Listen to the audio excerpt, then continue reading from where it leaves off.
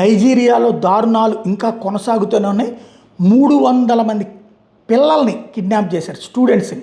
Africa దేశమైనటువంటి నైజీరియాలో సాయుధ దుండగులు బడి పిల్లల్ని అపహరణకి తెగబడుతూ ఉండటం అనేది ఇంతకుముందు కూడా మనం అనేకసార్లు చెప్పుకున్నాం. గట్లో కిడ్నాప్ అయిన విద్యార్థుల సంఖ్య 300 దాటినట్టు క్రిస్టియన్ అసోసియేషన్ ఆఫ్ నైజీరియా చెప్పుకొచ్చింది. 12 మంది టీచర్స్ని కూడా సాయుధులు అపహరించారట. కెబ్బి రాష్ట్రంలో 25 మంది పాఠశాల విద్యార్థినుల్ని కిడ్నాప్ చేసి వారం రోజులు గడవక ముందే ఘటన జరిగింది.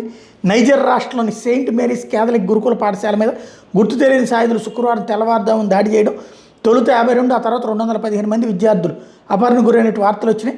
అయితే స్కూల్లో తనిఖీలు, విద్యార్థుల లెక్కింపు తర్వాత ఈ సంఖ్య 303కి పెరిగినట్టు అధికారికంగా ప్రకటించారు. పిల్లలను రక్షించేందుకు అధికారులు రంగంలోకి దిగారు.